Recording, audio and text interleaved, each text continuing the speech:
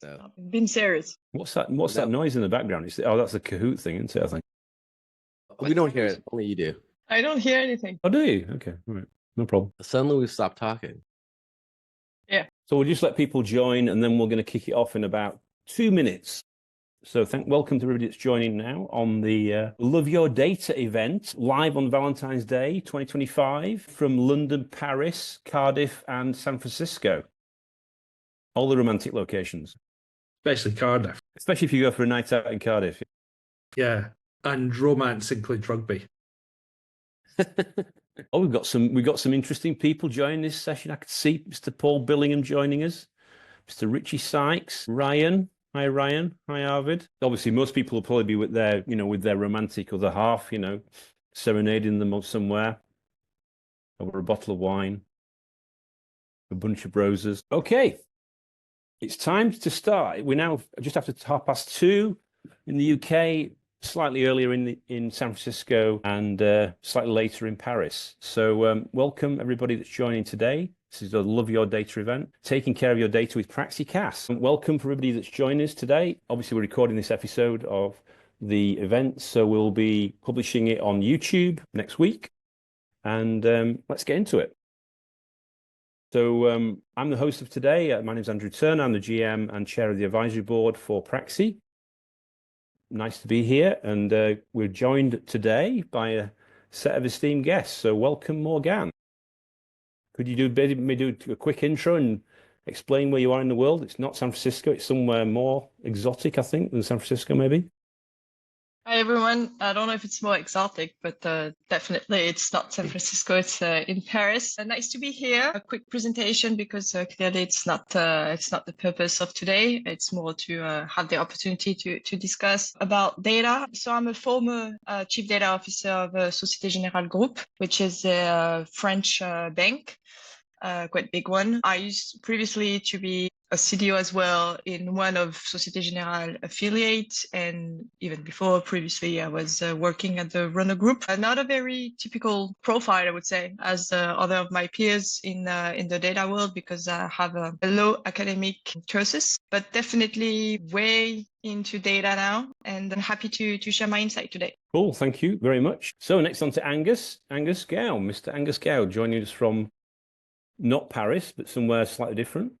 And it's raining and horrible. It's typical day in Cardiff. Yeah, so hello everyone. I'm Angus Gow. I'm a CTO for about 15 years or so. My background is in development, so I come from an engineering career and with a special focus on data. So I've been CTO at various logistics companies. I was with Menzies, Air Menzies International, Credit Safe for just under 4 years as their CTO, looking after the operation and product. And more recently, I was working with banking and finance, Love Finance, which is a scaling fast brokerage stroke lender, and working in AI advisory and building some of my own AI tools. So getting back into engineering again, which is good fun. And obviously, very interested in Praxi, so talking to both Andrews around how I can be using Praxi and some of the projects I've got. So, yeah. That's cool.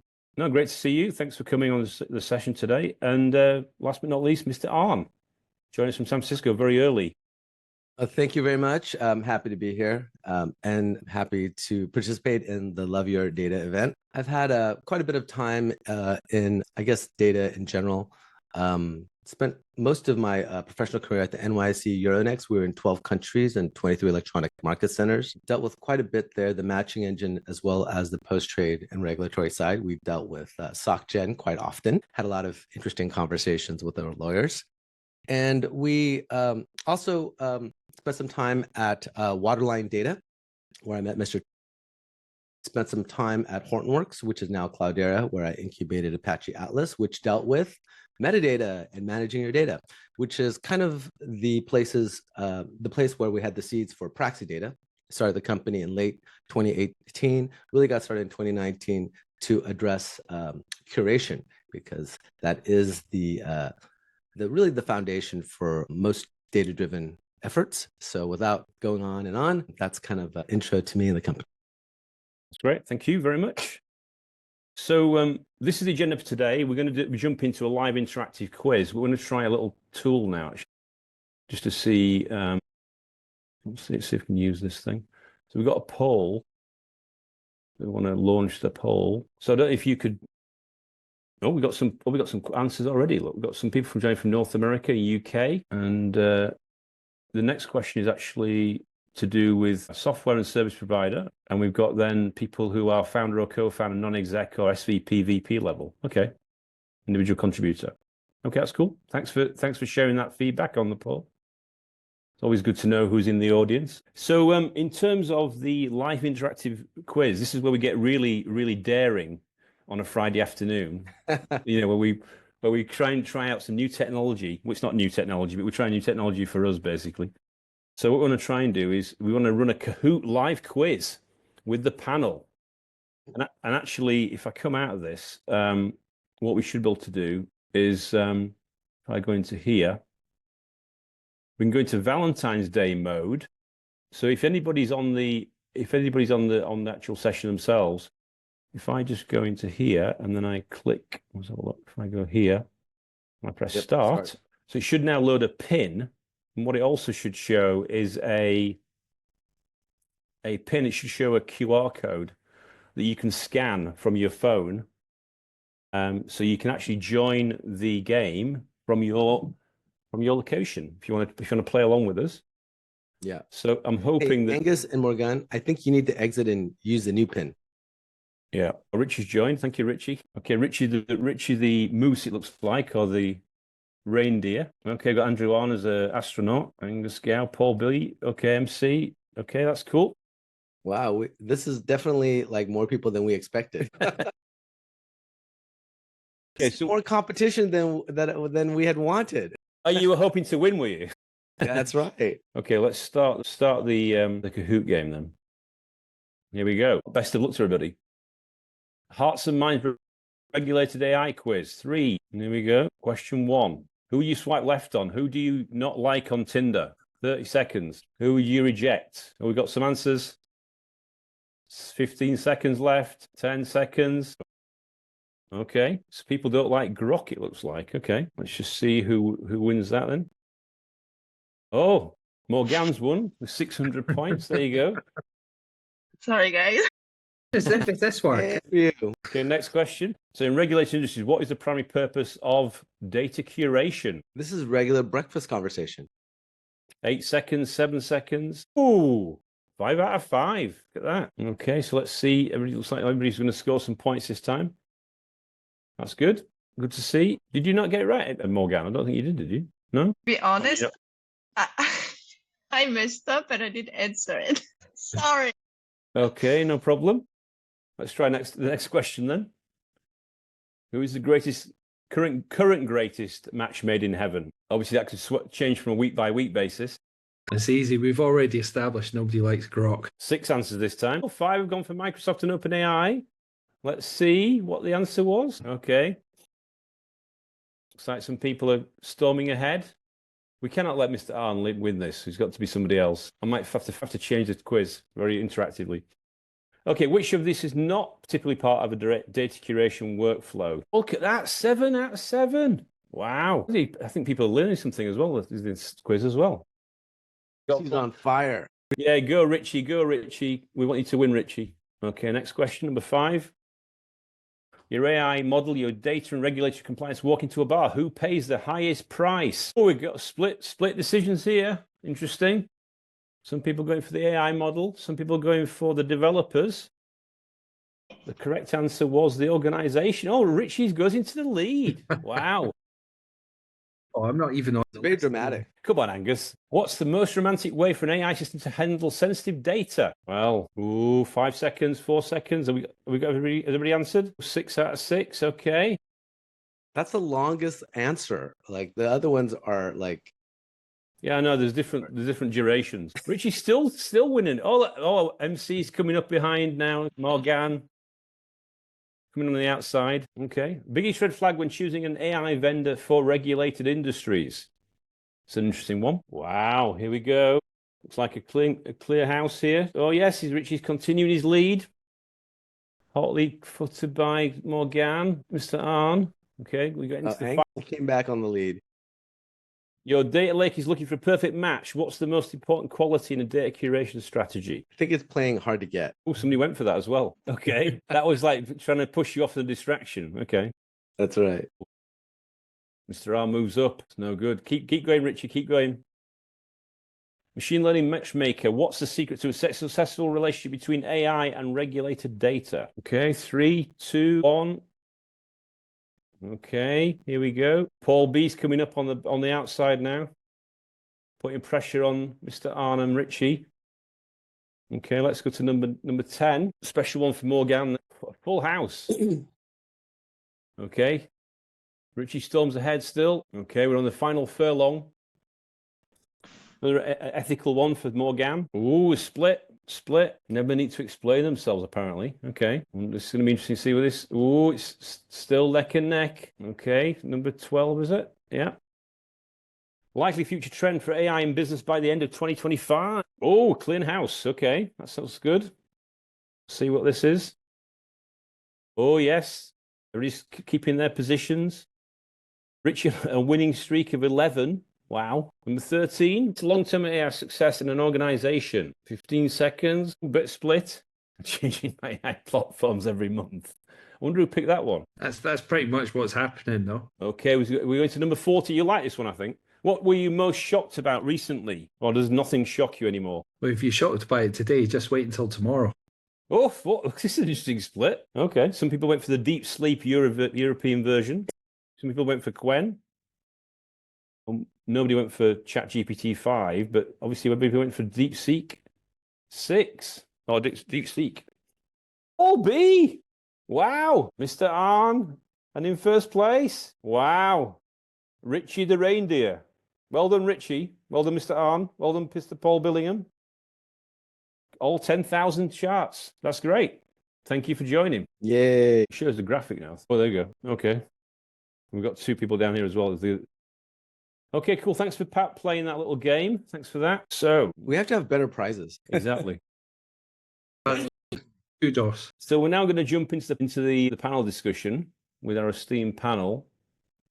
Let me just stop sharing. So yeah, thanks for joining today's session. Thanks for surviving the Kahoot quiz. I suppose to kick things off then, Morgane, obviously you just transitioned or in the transition from a very large enterprise. You know, what are you seeing or what were you seeing that's going to really be a big transformative thing that's going to happen in 2025 from a data AI perspective? Anything that you can share? Yeah, I think there are many things to say. So this is not going to be exhaustive. However, though, definitely AI and more specifically generative AI is going to be more and more present in our everyday life, in the company's life. I would say that it's something that it's been integrated into the system, but also into the top management mindset. Now, what I can observe is that we still have a lot of questions around it, how to optimize it, how to make it profitable, because depending on what we want, it can be quite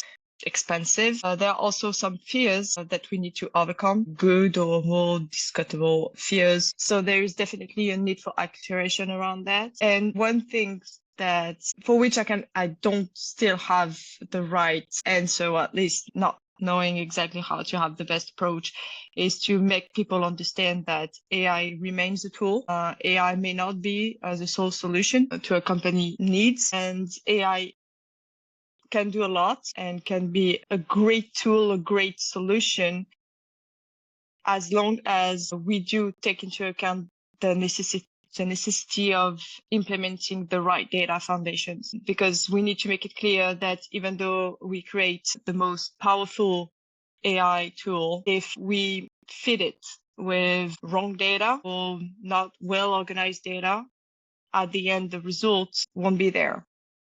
So mainly, I think that from a technological point of view, we have made huge improvement. It's quite exceptional. It's a revolution, definitely. So technically speaking, it's progressing and it's progressive in a great manner. But we have missed, from my point of view, we have missed a step which is the we've don't have the English word for that. The French word. What we are feeding actually the AI tools, no matter what are the AI tools. So the data quality, the data governance, this is key. And we need to make people understand again that there is a preliminary work to do before going to use the AI tool. Plus, there is also a lot of wondering and discussion, not only in Europe, about ethics, because big companies impact and have an impact on the way they are using AI. And we can already see that there is discussion, but we need to find the right balance between not blocking the technology and definitely live with it and use it as an enabler, as a tool, but remaining careful on the way we are using it, making sure that it's not going too far in this usage. Yeah, I mean, it's interesting to see the JD Vance on stage in Paris. I think was it yesterday or 2 days ago? Yeah. At the AI Action Summit, and you probably saw that speech where he was, I don't know if he was trying to lecture the whole of Europe or encourage them to be more embrace the opportunity, but also not over-regulate. So I think it's that balance, isn't it, I suppose? Yeah, it's a true challenge. Okay. Thank you. Angus, any perspectives from your side? Sorry. I was just saying it's a bit of a roller coaster if you're involved in technology, because it's moving or appears to be moving at such a speed that it's difficult to keep up. I think the conclusion I've come to is that most of the announcements, like this continuous flow of, apparent, like innovations that are coming out are mainly just rehashing of things that already exist. We're on a kind of hype cycle at the moment, which is just overwhelming to most people. And also the bubble that we exist in is really unusual at the moment. It reminds me of the start of the internet. I was lucky enough to be involved in building some of the first .coms. And there's so many companies that were around at the time that were changing the way that people did business, and no one remembers who they are now. It's so long gone. Was Webvan? Yeah, Webvan. The first internet technology I used was Gopher, and Gopher was a revolution. And now it's like, people still using it, but you got to be pretty hardcore or into self-inflicted harm to kind of go through all that stuff. I think things just like Netscape, where we are today with the internet is quite mature. But for the first 10 years of the internet, or the web in particular, it was just the Wild West. And I think we're in the same sort of place when it comes to these technologies. I've no doubt that the advances that we've made recently in the models, the transformer models that are driving the language generation in large language models are going to completely change the way we think about computing and architecture. I mean, for the first time, you can imagine that the kind of the Star Trek computer where you can hold a conversation with the spaceship is something that feels like it could be a reality. You can do that now. You can do that today. I have chats with the ChatGPT voice pretty much every day, and it's just so much easier to talk to it and get lucid responses. I don't use Google anymore. I was thinking, when was the last time I actually used Google? So the transformation is happening. It's not affecting most people though. Like, there was a guy the other day said, what industries are not going to be affected by AI? And I'm thinking plumbing, carpentry, hairdressers, electricians. What are you talking about? Those are all totally going to be related. If I had AI assisted plumbing, I'd be a lot happier. Yeah, it'd probably be good and less kind of leakage. But someone actually put a banner on the side of a building saying, ChatGPT, build me the rest of this skyscraper. You think that's the point, is that there's a lot of things out there that are not really going to be that disrupted by what's happening in AI.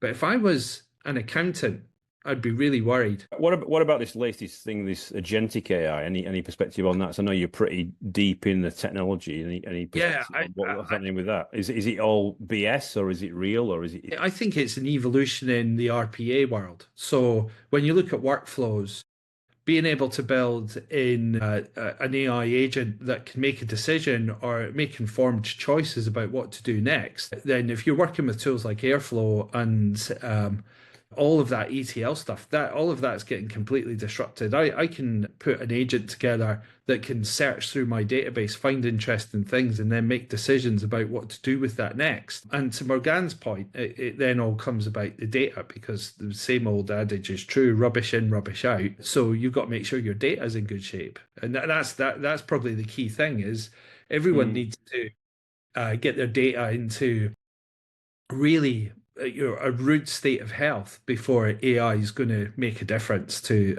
a lot of these things. But I think the RPA industry is where that's going to make a difference. That's why I pick accounting as an industry that's going to get very disrupted, because it's based on standard rules. There's lots of standard decision making. That's one thing that I can do. I can ask ChatGPT to take a look at my tax position and advise me on what I might want to do next. And it's pretty good at that. It seems to know most of HMRC rules around things. That's just going to get better and better and better. And the other area, marketing.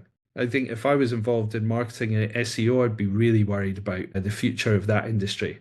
I think marketing and accounting are two areas that the AI tools that we have today are going to massively disrupt. In terms of the stuff that I do day to day, development, engineering, AI is such a productivity gain. The amount of extra productivity I can get out of using these AI tools just to double check code, write documentation, write test scripts, do all the unit testing. It's a huge gain in senior developers' hands. It is a massive step forward, and that's not going to go away. So I see it as enhancing the whole development process. I don't think it's going to reduce the amount of developers that are out there, but it's going to make us a lot more productive. To add something, I would say that I think it's key to never forget that I think the worst fear for an AI is emptiness. And no matter what, an AI is built to provide you with an answer. So that's why I emphasize the need for data curation and the need for good quality of data. Because again, at the end of the day, your AI will always provide you with an answer. This is the reason why that AI is being built. So it's really key to ensure that the sources of the AI is good sources. And this is why I think there is a real interest of curating data, actually. Yeah, I think that's a great point. It's one that I talk about quite a lot, is that we've trained these models on the internet, which is just a free-for-all of cat videos and pornography.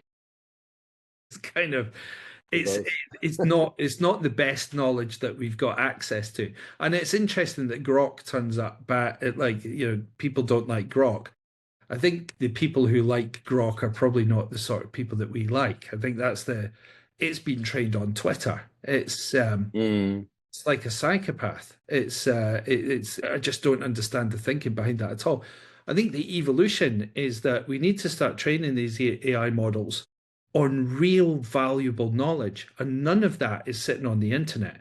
All of that is sitting in private repositories in enterprises, in academic institutions, research establishments, the really knowledgeable people that we have across the whole of humanity. When we start to access that data and we start to train models around the really valuable knowledge we have, we will then start to make big leaps in progress. I mean, isn't there always a tension with the case of balancing? And I know, obviously, from Morgane's background as a lawyer, being a lawyer historically and then being now a CDO, that thing about how you balance, innovation with responsibility.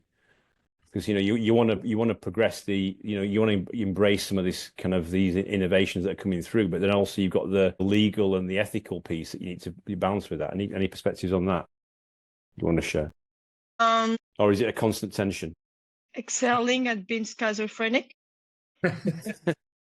No, more seriously, I would say that I think I don't have the answer, to be honest, because I think if I If I did, I would be a millionaire now and being invited everywhere. But I would say that it brings some, like there is that sensitivity around, respecting people's life, respecting humans' rights, ensuring that whenever you are developing an AI, you need to ensure that it's answering to a specific needs.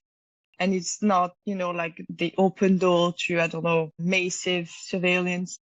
Yeah, Armageddon. Yeah, exactly. So I think it's key. That's why I was talking earlier about acculturation, because not only you want to acculturate people about the benefit of AI, but you also want to acculturate people who are actually working and developing AI tools to ensure that the way they are doing so, they are not getting lost in all the possibilities that you can imagine with an AI and losing the fundamentals of the society, of simply respecting people. And I think this is, again, I don't have the right answer, but it's really a matter of balance. And I sincerely believe that it's part of our accountability as CDO, but also as top management, to ensure that we have those, I don't know, kind of checklist of the playground in which we want to play, and ensure that we are not crossing those lines, that we have set up at a company level, and in consistency with the others. It's like some principles for the playpen, I think.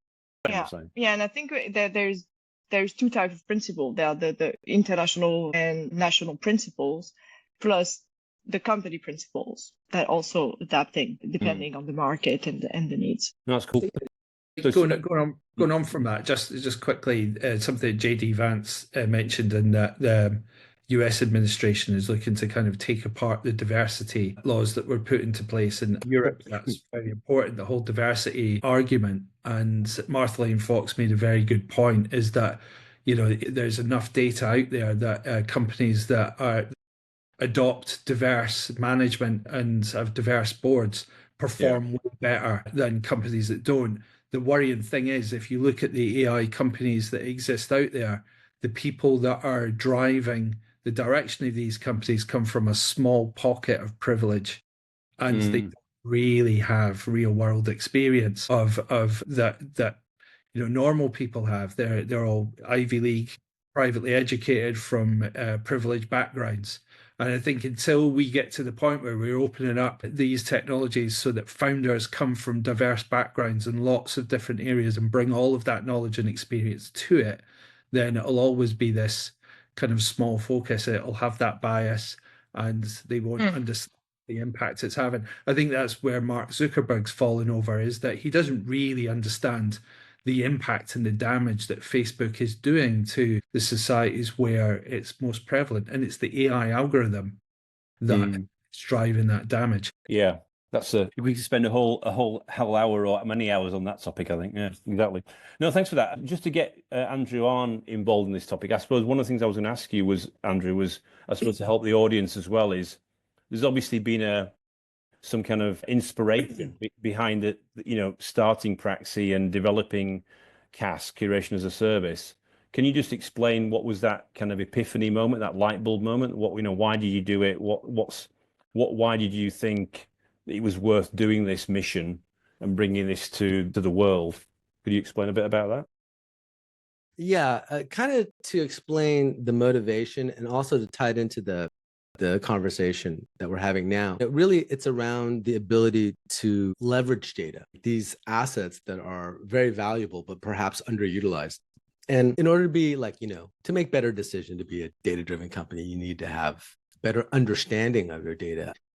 Just having your data, misunderstanding it or partially understanding it or not knowing it's there makes the asset useless and potentially dangerous if you mischaracterize it. So if you have it in silos, the usual stuff that we've talked about for years.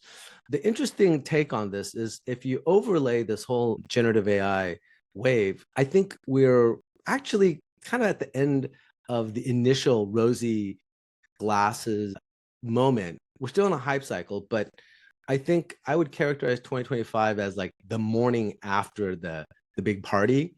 So like, for instance, obviously regulated industries and hopefully most industries are using, retrieval augmented generation, so RAG. But RAG is complicated too. It's not a perfect answer, right? To somehow compromise or at least balance performance, veracity, right? And cost is not easy to do. So, in order to manage inference costs, you have to use a smaller LLM, which means that you need to fine tune it. So that has its own like set of tasks, right? So it's not easy, right? So it's not going to happen tomorrow for most regulated companies. So if you're a bank and you need to put out authoritative answers through some kind of generative AI, it's not an easy task, because as Morgane can tell you, like the compliance component is not like 90% passable. Like it's got to be, close to 100, if not 100%, right? So that's one area I think that is going to be challenged. And all that is predicated actually on having a good foundation of curated data. If you start the whole machine, the whole sausage making process with much cleaner data, or at least data that's properly classified, the whole thing becomes much easier. So for instance, if you were to classify data and you understood that data in its parts has certain security, some people can see it, some people can't, but then you go to the next order where you have composites. So if you take a collection of things, well, that has a different compliance component. So if you can take certain parts and it's partially anonymized, but you smash them together and they become like, PII or, GDPR Article 22, well, then suddenly only certain people can see it. So the interesting turn of that, and I'm kind of fast forwarding, is if you have a generative AI solution that's RAG, whatever, and it spits out this answer and it combines multiple sources, now you could potentially reveal sensitive data to people who shouldn't have it. They have access to the atomic underlying stuff, but not in combination. So then you have to overlay this whole other thing, which is RBAC, right? Role-based access control. And how do you do that? That's not easy to do, right? And how do you surveil for that? So it's not, but there's still quite a number of big, real compliance challenges for governed industries still. So by the way, the only way to do RBAC effectively is through metadata and through proper curation. Actually, I dealt with a lot of this when I was at Hortonworks. We released Apache Atlas that worked with Ranger, which became many other companies that you might know about now. So that dynamic, real-time RBAC assessment for now, a RAG-generated response, that's gonna have to happen in order to really deploy this effectively. If people are not talking about this, they should, and we can memorialize this moment that it's going to be a big deal. And the rubber meeting the road, and actually that Monday morning after, like this is what I think 2025 is going to be. There is the ethical component that Morgane talked about and Angus talked about, but I think there's also like, how do you deliver this cost effectively? Because it's not inexpensive and it's not free. Yeah, I mean, I think one of the things that we've noticed as well in the last period of months where we've been engaging with lots of regulated companies, in particular insurance companies, which have got to be very precise. They've got to have a high precision with their answers. So they want to embrace all this innovation, but actually, how do they do it? And actually, how do they step into it? I think doing small pilots is one thing, but then obviously when you scale it up, you get really serious about the data that you've got to include, and then you have to then have something that's really substantial from a capability point of view. And I think that's what we're seeing is a slight wake up and smell the coffee, so to speak. The morning after the night before. And I think there also has to be a paradigm shift. And there was something Morgane mentioned earlier today, which was that nature abhors a vacuum, and so does generative AI. We need to basically have that frame of reference to say, look, we don't have a good answer. Instead of giving you crap, like we say, look, we have low confidence in our answer. If you want to see it, we'll show it to you, but it's low confidence. And you just have to like put it out there. And so I think that transparency will actually ultimately be better because that fosters trust. You can't always have the perfect answer all the time. Okay, cool. given the time we're at now, I think we've got a few minutes for you to just give a little taster, a little teaser, Andrew, of CaaS. So maybe if we can bring up the slides, and you can talk us through it. Okay. We've got a CaaS preview. Let's go into slideshow. Yeah, Okay. so we wanted to do a demo, but I didn't think we could squeeze it in the time that we had. So these are some quick teaser bits. So the whole point of CaaS is curation as a service. We really want to make the idea of classifying your data, right, for good, bad, or ill, continuous through all of your data, whether it's structured, unstructured, or semi-structured, meaning forms. It turns out that quite a bit of data is locked up in forms, and they can be particularly thorny for a number of reasons, which we can talk about later. But the idea is that we want to have a smart dashboard. So you've got all these pockets of data and silos everywhere. You just want to go to one place and just get an understanding of that. And so we provide that, right? Now, we can obviously provide our tool, as you see now, or we can provide this information through APIs. And the idea is that most people already have a stack of tools. And so they're probably going to want to just access our data and elaborate their metadata with APIs, which is a good way to go. But here we can see sensitive data. We can get an asset overview, get an inventory of your entire data estate, and give you all the different matches and give you that information right away. And then we have limited RAG capabilities. This is a beta. But for instance, based upon the classification we have, we'll either get the answer for you or give you the resources to provide that answer for you. And that's available right from the beginning.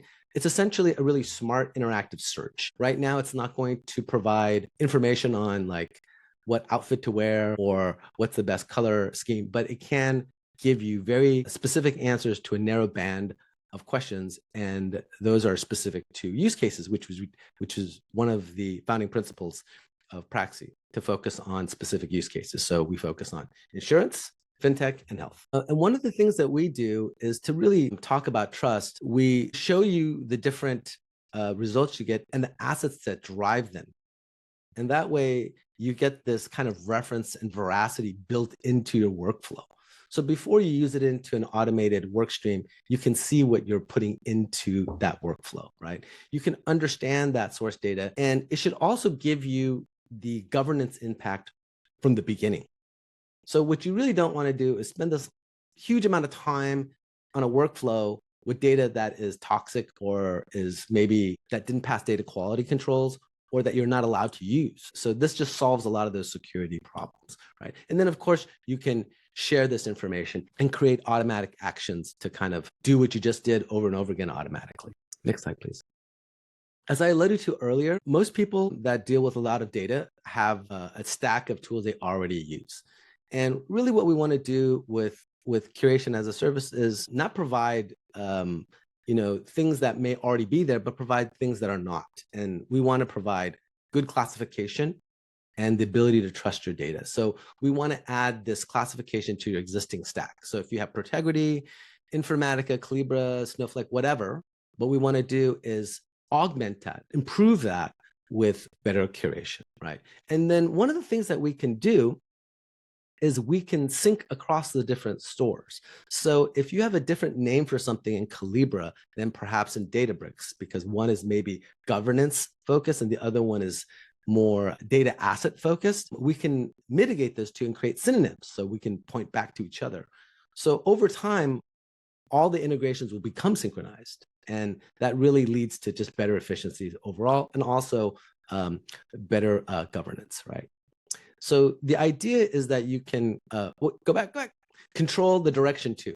You can go from one to another one. So for instance, if Calibra is your authoritative source, instead of changing what's in Calibra, we can take what's in Calibra and push it to the others. Sorry about that. Now you can go to the next slide. And lastly, we have automation agent. Basically, you can take, kind of more mundane, regular tasks that you want to do and assign a pattern, in this case, a complex object, which is a composite of things, and do something smart with it. You can send an alert by email, make a support ticket, flag it and send it to Informatica, et cetera, et cetera. But the idea is that you can do these things, and these actions are growing. The idea is that you can take these mundane tasks and automate them and have them run all the time, continuously. And in this way, it really frees up like the data worker, the analyst, to do more important things with their time, right? So the idea is that if you have a batch process that's been running for years, hey, wouldn't you want to know if there's a data quality issue or suddenly there's a regulatory change and now some of the data in there is going to throw up a compliance flag? Well, we'll tell you, right? So we'll check for it all the time, 24 hours a day, every day of the year. Cool, thanks for that. A quick teaser starting to show a little bit of what we've got inside Curation as a Service. In terms of the next open Q&A, I suppose we've got a few people on this session today. Is there any questions from the floor that anybody wants to raise?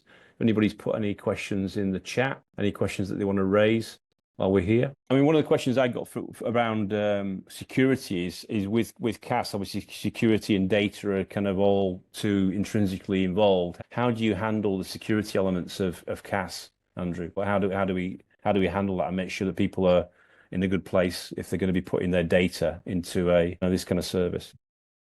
That's a good question. So we have the benefit of being a startup and designing our software like recently. So our Praxi is deployed through containerized patterns, and basically it's instantiated for each client, either in our cloud or theirs, depending on the type of contract you're interested in. But essentially, Praxi data never sees your data. The data is firewalled off in your VPC and is utterly controlled by that entity, right? In fact, we use open LLMs. Right now, we're using Zephyr. And the idea behind that is that's just gives you more control, right? We fine tune it to insurance or fintech or health, but really it's designed to be focused for that company, for that purpose. And I think that's the way we increase ROI and effectiveness and being able to hit the ground running, right? So that's how we maintain that. So the chain of custody is always with the customer. Okay, thanks for that. So the other question I suppose I got for you was about results and impact. Any kind of, I know we've got some stuff around ROI in a second. Oh, I've got a question coming in. How do we get started? How do you get started with CaaS? That's a good question. So the way we should get started is talk to Mr. Turner. We have a beta program and we have an early adopter program. Once we get started, there will be some form of a free trial that you can just try before you buy and kick the tires, so to speak. So that's something that we're very eager to have people sign up for. So contact Mr. Turner. Not personally, but we can show you how. Okay. Okay, so let's just to wrap up, because I know we've only got a few minutes left of this session. So yeah, Praxi, and Andrew's done a bit of an intro on this. Obviously, we are, we're not trying to take on the whole analytics workflow. We're trying to be focused and do a narrow capability. We're going to be the curation leader in this space, but actually do it in a deep way. So pick off industry use cases that are pre-built industry-specific models, we know as a library, and then effectively deliver that into those organizations to allow you to not have to deal with all the pre-training and everything like that you have to do. And the idea is to deliver that in a fast ROI focused way, because a lot of the initiatives that we're finding, and you can see this on this tree diagram here, people want to get into AI ML, they're not already, they want to get into data governance, they want to get into RPA, they want to protect the data, create synthetic data sets.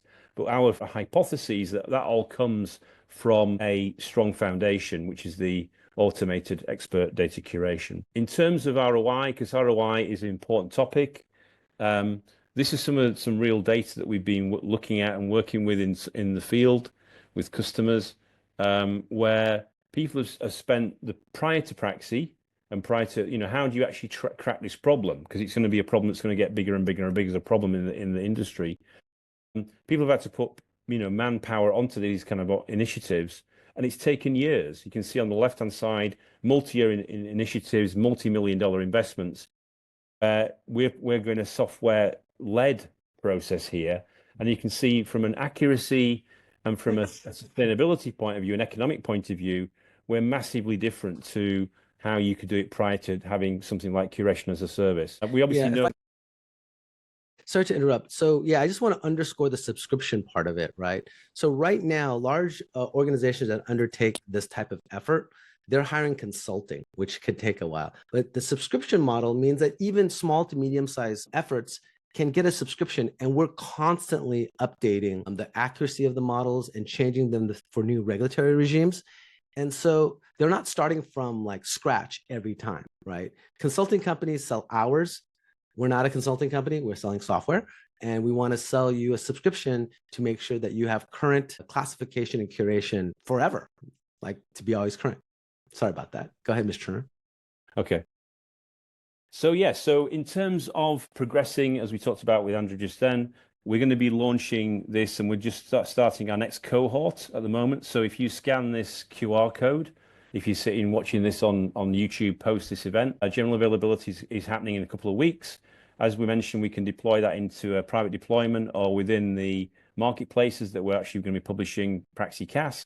And obviously, if you want to sign up for this, this takes you to a registration page where you can sign up and we can kind of contact you and work out what the pattern is of deployment that's best for you. So yeah, in terms of contacting people after today or connecting with people, here are the LinkedIn profiles of everybody that's been on the session today. So just want to thank Morgane, Angus, Andrew, and the rest of you in the audience joining today. And I hope you enjoyed the Kahoot quiz as much as we did. I'm glad it worked. And if you want to contact us, obviously our website is praxi.ai. Obviously, fairly simple email address. You can call us in the US or you can contact us through LinkedIn. And I want to say just thank you for joining us today and thank you for celebrating Valentine's Day and the Praxi launch, and love your data. And look forward to working with all of you for the launch of CaaS and using it in your business all across the world. So that's Andrew Turner, a GM and Advisory Board Chair, and Andrew, Morgane, and Angus. Thanks very much for joining. Cheers. Thank you, everyone. Bye now.